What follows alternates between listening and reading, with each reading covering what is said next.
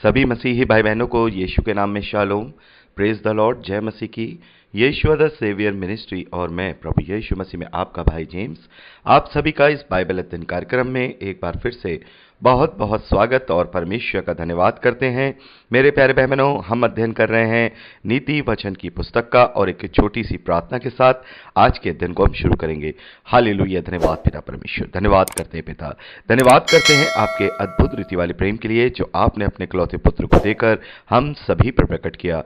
धन्यवाद करते महान पिता परमेश्वर आपके अनुग्रह, आपके महान प्रेम, आपकी तमाम स्वर्गीय आशीषों के लिए। धन्यवाद करते पिता परमेश्वर इस बाइबल स्टडी प्रोग्राम के लिए जिससे हम आत्मिक रूप से आशीषित हो रहे हैं। होने दे महान पिता परमेश्वर, आज के अध्ययन में भी हमेशा की तरह पवित्र आत्मा हमारी सहायता, मदद और अगुवाई करे, हमें सत्य वचनों को ठीक रीति से सिखाए ताकि हम आपके ग्रहण योग्य बने और आपके राज्य के लिए इस्तेमाल हो सके। पिता परमेश्वर, होने दे पिता सारी व्यवस्थाओं को, रिकॉर्डिंग किए जाने को, वचन को समझने और समझाए जाने को, हर एक बात को पिता हम आपके बलवंत हाथों में सौंपते हैं। आप हमारी मदद और अगुवाई कीजिए।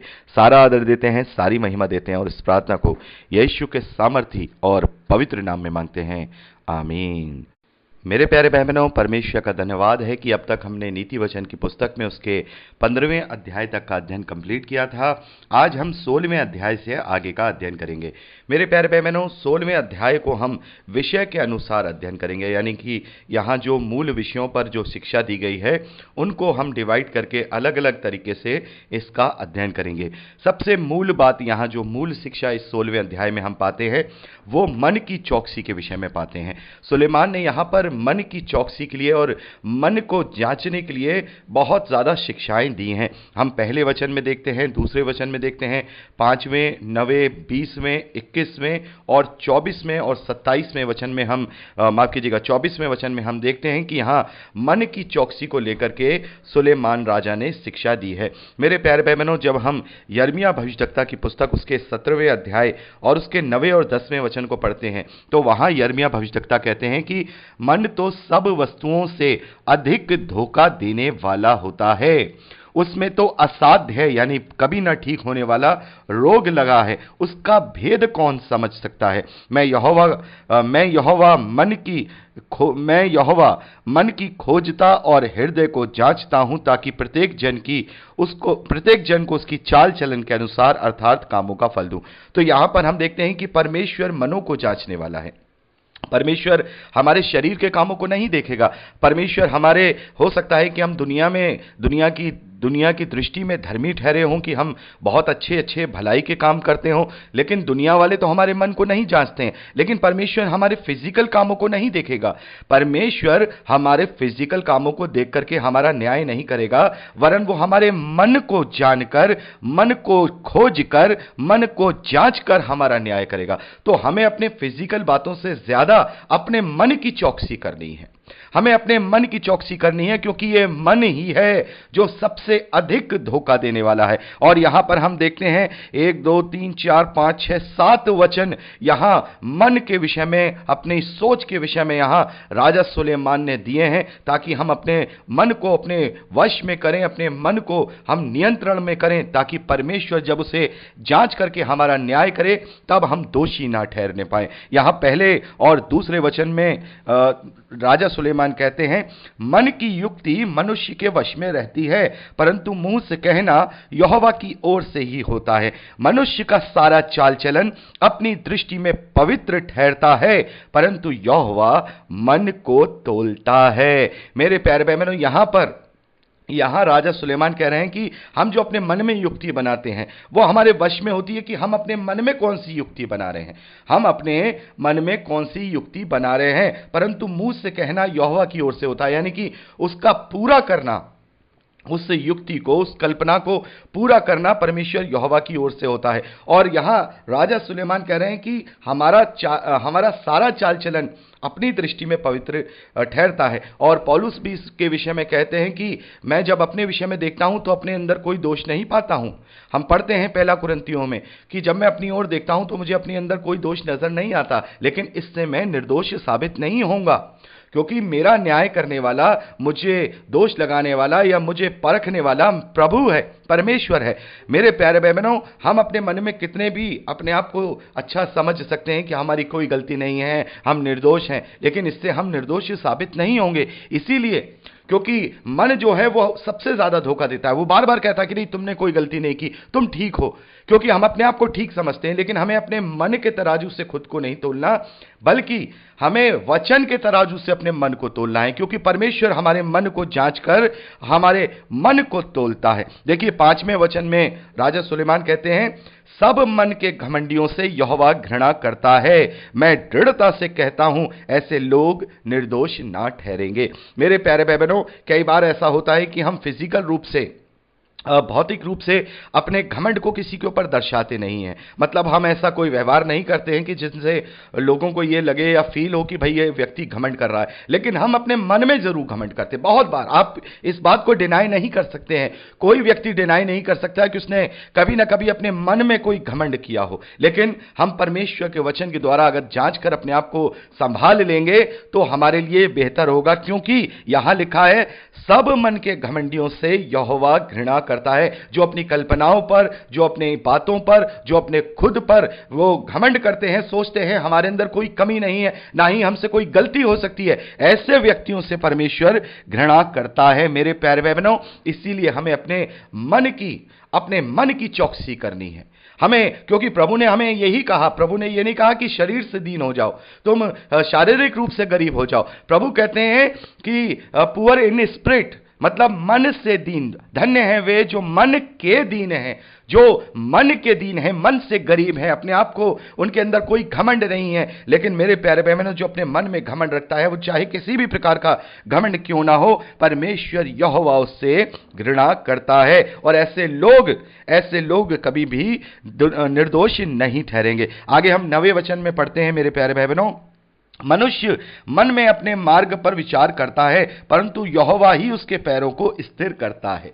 मेरे प्यारे भाई बहनों, हम जब अपने मन में, अपने मार्ग पे यानी कि हमें कैसे जीना है, मार्ग का जो इंडिकेशन है वो हमारे जीने के लाइफ स्टाइल को बताता है कि हमारा लाइफ स्टाइल क्या है, हम अपने जीवन को कैसे जी रहे हैं। क्योंकि जैसा हमारे मन में आता है वैसा ही तो हम अपने जीवन को जीते हैं।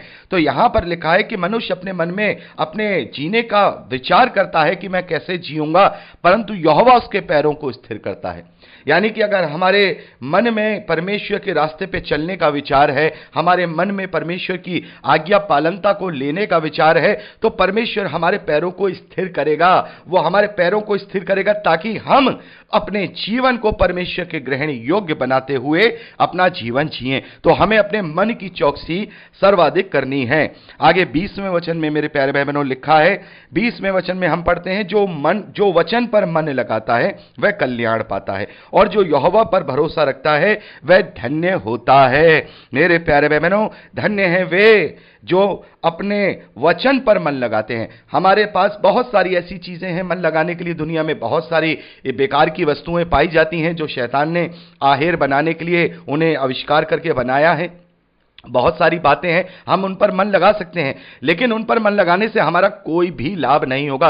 आज हम देखते हैं कि आधे से ज्यादा लोग अपने मन को केवल फेसबुक, यूट्यूब और व्हाट्सएप और इंस्टाग्राम इन्हीं में लगाए हुए हैं। लेकिन परमेश्वर का धन्यवाद है, इनमें ऐसे लोग हैं जो इन बातों का इस्तेमाल परमेश्वर के वचन के लिए करते हैं। तो धन्य हैं वे जो अपने मन को हर एक बात में केवल वचन के लिए लगाते हैं। यदि वो यूट्यूब सुन रहे हैं तो वो केवल परमेश्वर के वचन को सुनने के लिए, अगर वो इंस्टाग्राम पे हैं तो वह केवल परमेश्वर के वचन को ग्रहण करने के लिए, यदि वो व्हाट्सएप पे हैं तो केवल परमेश्वर के वचन को ग्रहण करने के लिए, यदि वो किसी भी प्रकार से कहीं भी, चाहे वो टीवी देख रहे हो, चाहे कोई मूवी देख रहे हो, चाहे वो कुछ साहित्य पढ़ रहे हो, वो केवल वचन पर मन लगाने के लिए करते हैं, तो वह धन्य है। वो धन्य है, क्योंकि इनसे हमें लाभ मिलेगा। अगर हम अपना मन बेकार की बातों में लगाएंगे, दुनियावी ज्ञान, दुनियावी मनोरंजन, दुनियावी इंटरटेनमेंट में लगाएंगे, तो अपने समय को बर्बाद ही करेंगे। कोई फायदा और कोई लाभ नहीं होने वाला है। थोड़ी देर के लिए हमें आराम तो मिल जाएगा, उनसे हो सकता है हमारे मानसिक जो परेशानियां, उनसे हमें थोड़ी देर के लिए छुटकारा मिल जाए, लेकिन वचन के द्वारा हमें परमानेंट छुटकारा मिलता है, परमानेंट आनंद से हम भर जाते हैं। तो हमें अपने मन को अब वचन पर लगाना है, और जो अपने मन को वचन पे लगाता है वही कल्याण को पाता है, क्योंकि जो मन वचन पे लगाता है उसका ही भरोसा यहोवा पर होता है, और इस कारण से वो धन्य हो जाता है। आगे 21वें वचन में हम पढ़ते हैं, जिसके हृदय में बुद्धि है वह समझ वाला कहलाता है, और मधुर वाणी के द्वारा ज्ञान बढ़ता है।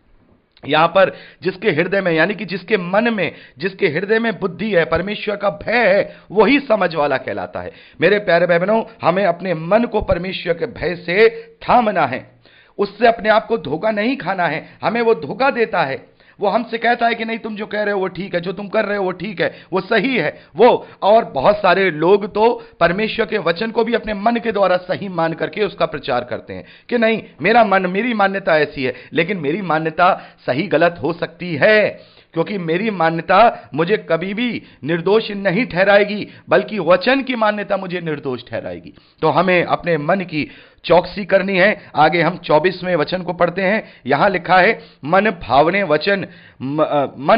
वचन मधु भरे छत्ते के समान प्राणों को मीठे लगते हैं और हड्डियों को हरी भरी करते हैं। मेरे प्यारे भाई बहनों, हमारे जीवन के अंदर जो मन भावने वचन है, जो मन भावने वचन है, वो प्रभु यीशु मसीह के वचन और पवित्र शास्त्र के वचन होने चाहिए।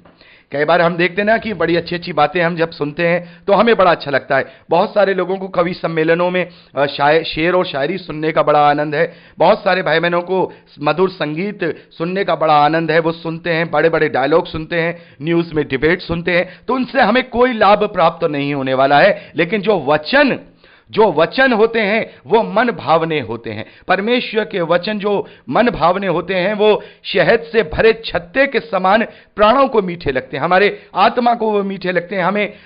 हम जब उन्हें ग्रहण करते हैं तो हम उनसे आनंदित हो जाते हैं।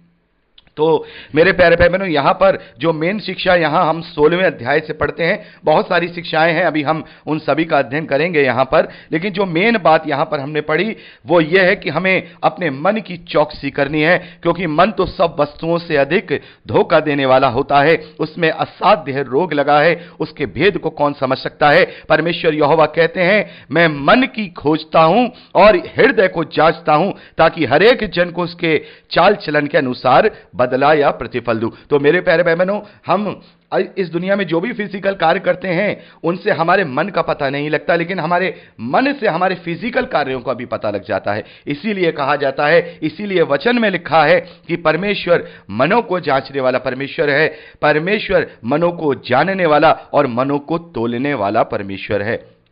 तो मेरे प्यारे भाई बहनों, यहां पर हमने मेन शिक्षा यहां जो 16वें अध्याय से है वो हमने यहां पर ली है, और अब हम यहां कुछ इंपॉर्टेंट वचन हैं जिनका अध्ययन करेंगे। सभी का अध्ययन नहीं करेंगे, लेकिन इंपॉर्टेंट वचनों का हम यहां अध्ययन करेंगे। तो जो वचन हमने अभी मन की चौकसी में जो अध्ययन किए हैं उन्हें हम स्किप करेंगे, बाकी वचनों को हम यहां देखेंगे। हम यहां पर तीसरे और चौथे वचन को खास तौर पर देखेंगे। यहां पर लिखा है तीसरे और चौथे वचन में इस वचन को लेकर काफी भ्रम फैलाया जाता है। अपने कामों को यहोवा पर डाल दे, इससे तेरी कल्पनाएं सिद्ध होंगी। यहोवा ने सब वस्तुएं विशेष उद्देश्य के लिए बनाई, वरन दुष्ट को भी विपत्ति भोगने के लिए बनाया है। तो यहां इस वचन को लेकर के हम ये देखते हैं कि बहुत सारे लोग इसको दुनियावी रूपांतरण करके प्रचार करते हैं। लेकिन हम परमेश्वर का धन्यवाद करते हैं कि आप लोग जो हमारे साथ बाइबल स्टडी कर रहे हैं आत्मा में होकर, वो प्रत्येक वचन को आत्मिक रीति से लेना ही जानते हैं, या वो लेना भी चाहते हैं। तो यहां ये जो वचन है बिल्कुल ये दुनियावी रूप से नहीं लिखा जा रहा है कि भाई दुनियावी रूप से कोई ये कहे कि हम जो भी काम करने जा रहे हैं वो सब यहोवा पे डाल दें, परमेश्वर हमारी कल्पनाओं को सिद्ध करेगा। तो यदि हम कोई गलत कल्पना करने जा रहे हैं तो क्या वो भी परमेश्वर पे डाल दें?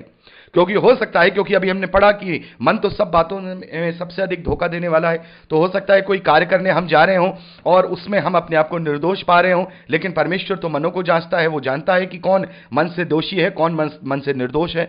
तो यदि हम अपनी कल्पनाएं उस पर डाल देंगे तो क्या वो हमारी कल्पनाएं सिद्ध करेगा? नहीं मेरे प्यारे भाई बहनों, ये दुनियावी बातों के लिए नहीं है, बल्कि क्योंकि हम जानते हैं कि हमारी सारी कल्पनाएं जो परमेश्वर बनाता है, हम पढ़ते हैं यिर्मयाह भविष्यवक्ता 29:11 में कि जो कल्पनाएं मैं तुम्हारे लिए रखता हूं वो तुम्हारे लाभ की और तुम्हारे कुशल की हैं, वो तुम्हारी हानि की नहीं है, क्योंकि अंत में मैं तुम्हारी आशा पूरी करूंगा। तो यहां पर जो कल्पनाओं के विषय में बात हो रही है, कि जो कामों के विषय में बात हो रही है, वो ये हो रही है कि जो भी हम अपने जीवन में भलाई के कार्य या परमेश्वर के ग्रहण योग्य कार्य करते हैं, या हम अपने जीवन को जीते हैं, तो अपना पूर्ण समर्पण, पूर्ण आत्मसमर्पण, पूरा सरेंडर परमेश्वर को दे दें, वो ही हमारे सब मार्गों को क्या करेगा, हमारी सारी कल्पनाओं को सिद्ध करेगा। तो हमारी कौन सी कल्पना को सिद्ध करेगा? जो कल्पना हमने वो बनाई है कि हम अनंत जीवन में प्रवेश करने पाएंगे, वो आशा जो हमने अपने अंदर रखी है कि हम अनंत जीवन में प्रवेश करने पाएंगे, वो हमारी उस कल्पना को, उस हमारी योजना को पूरा करेगा। और देखिए यहां पर जैसे लिखा है ना, यहोवा ने सब वस्तुएं विशेष करके विशेष उद्देश्य के लिए बनाई है, वरन दुष्ट को भी विपत्ति भोगने के लिए बनाया है। तो यहां ये दुनियावी रीति से नहीं है। दुष्ट इस धरती पर विपत्ति भोग भी सकता है, नहीं भी भोग सकता, लेकिन दुष्ट किसके लिए रिप्रेजेंट करता है? वर्ड दुष्ट करता है शैतान को। तो यहां पर क्या लिखा है? यहोवा ने सब वस्तुएं विशेष उद्देश्य से बनाई है। तो इससे एक बहुत बड़ी हमें शिक्षा मिलती है कि परमेश्वर ने प्रत्येक वस्तुओं को विशेष उद्देश्य और प्रायोजन से बनाया है। और गंडक की झील को भी परमेश्वर ने विशेष प्रायोजन के लिए बनाया है, उस दुष्ट शैतान के लिए बनाया है, ताकि वो उसमें विपत्ति को भोगे, ताकि उसमें वो दंड को भोगे। इस दुनिया के विषय में यहां पर बात नहीं की जा रही है। जो दुष्ट होता है, जो शैतान के पीछे चलने वाला व्यक्ति है, जिसने परमेश्वर को त्याग दिया है, परमेश्वर उसे बहुत बड़ी विपत्ति में डालेंगे। इस धरती वाली विपत्ति में हो सकता है डाल दें, लेकिन यहां बात की जा रही है उस विपत्ति के लिए जिस खास उद्देश्य के लिए परमेश्वर ने उस गंधक की झील को बनाया है। अधलोक में भी हम उस पीड़ा देने वाली जगह को देखते हैं, जहां पर जो दोषी ठहराए गए लोग हैं वो पीड़ा पाएंगे और न्याय के बाद वो हमेशा हमेशा के लिए गंधक की झील में डाल दिए जाएंगे। तो मेरे प्यारे भाई बहनों, यहां पर हमने कुछ वचनों का अध्ययन यहां किया है, मेन शिक्षा का भी अध्ययन किया है और तीसरे और चौथे वचन का अध्ययन किया है। बाकी वचनों का अध्ययन अब हम अगली रिकॉर्डिंग में करेंगे। प्रभु आपको आशीष दे।